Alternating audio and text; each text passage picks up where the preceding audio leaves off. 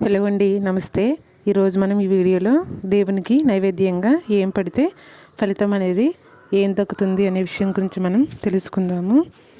ప్రతిరోజు పూజ చేసేటప్పుడు మనం దేవుడికి నైవేద్యంగా పూలు పండ్లు సమర్పిస్తాం.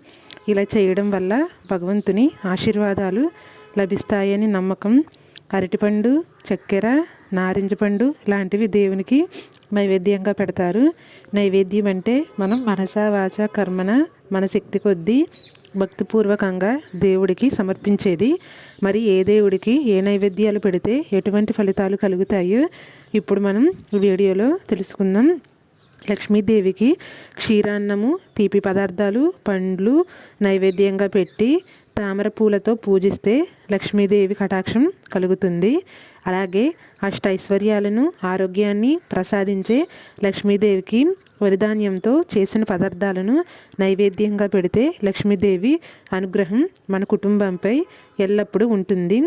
శివుడికి కొబ్బరికాయ, అరటిపండ్లు నైవేద్యంగా పెట్టి మారేడు దళములతో అర్చన చేస్తే శివుడి అనుగ్రహం మీ కుటుంబంపై ఎల్లప్పుడూ ఉంటుంది.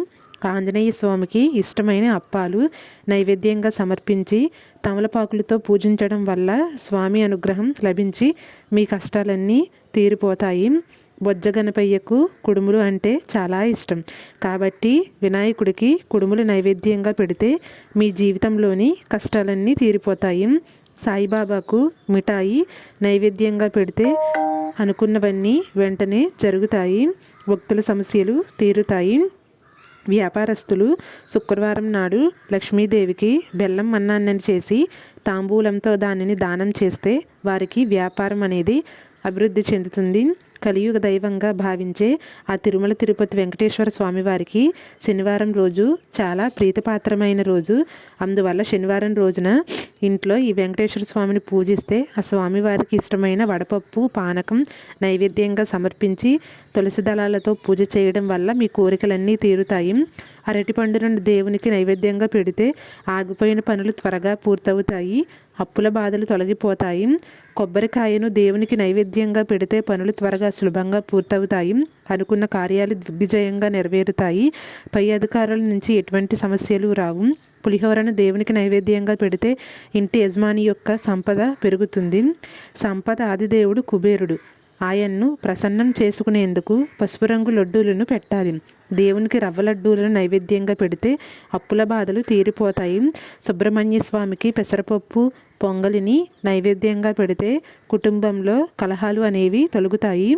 యాపిల్ పండు దేవునికి నైవేద్యంగా పెడితే దరిద్రం తొలగిపోయి ఇంట్లో ధన ప్రవాహం పెరుగుతుంది. శుక్రవారం నాడు లక్ష్మీదేవికి బెల్లం అన్నాన్ని నైవేద్యంగా పెడితే వారికి లక్ష్మీ కటాక్షం అనేది కలుగుతుంది.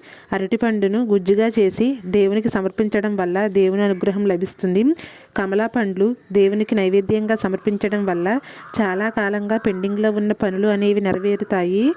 నమ్మకమైన వ్యక్తులు ముందుకొచ్చి సహాయపడతారు. అన్నింటా విజయం సాధిస్తారు. శ్రీకృష్ణుడికి అటుకులతో చేసిన తీపి పదార్థాలు, వెన్న నైవేద్యంగా పెట్టి తులసి దళాలతో పూజిస్తే మీ కష్టాలు తీరుతాయి.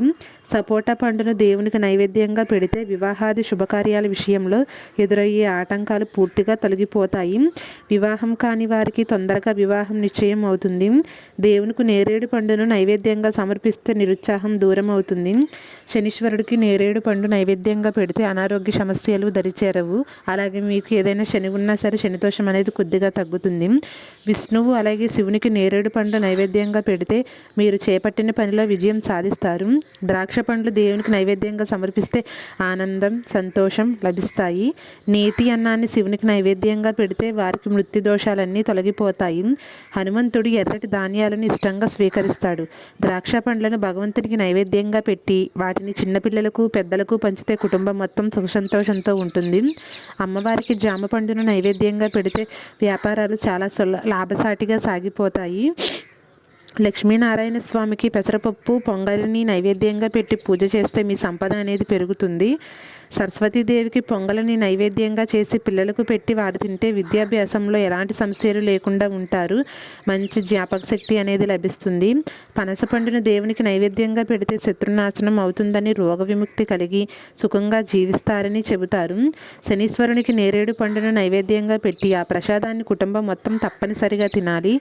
ఇలా చేయడం ద్వారా ఇంట్లో ఉన్న దరిద్రం పోయి అదృష్టం అనేది కలిసి వస్తుంది. పరమేశ్వరుడు అభిషేక ప్రియుడని అందరికీ తెలుసు. పాలు, పెరుగు, నెయ్యి, తేనె, పంచదార అనే పంచామృతాలతో శివుడికి అభిషేకం చేస్తే శివుని అనుగ్రహం ఎల్లప్పుడూ మీ కుటుంబంపై ఉంటుంది. గురువారం ఉదయం తలస్నానం చేసి తులసిమాతకు పచ్చిపాలతో నైవేద్యం సమర్పించాలి. దీనివల్ల విష్ణుమూర్తి సంతోషిస్తారు. అలాగే లక్ష్మీదేవి కటాక్షం ఎల్లప్పుడూ ఉంటుందని పండితులు చెబుతున్నారు. పూజ సమయంలో పెట్టే నైవేద్యాలలో ఒక దేవుడిని పూజించడానికి పెట్టిన నైవేద్యాన్ని మరొక పూజల నైవేద్యంగా ఉపయోగించకూడదు. అంతేకాదు, నైవేద్యాన్ని శుచి, శుభ్రతతో తయారు చేసినవి, ఎలాంటి ఎంగిలి లేనివి పెట్టాల్సిన అవసరం ఉందని పండితులు అంటున్నారు. ఈ విధంగా ఆయా నైవేద్యాలను భక్తి శ్రద్ధలతో ఆయా దేవతలకు సమర్పిస్తే సకల శుభాలు కలుగుతాయి. దేవునికి నైవేద్యాన్ని సమర్పించిన తరువాత తప్పక ప్రసాదాన్ని తినాలి. Thank you.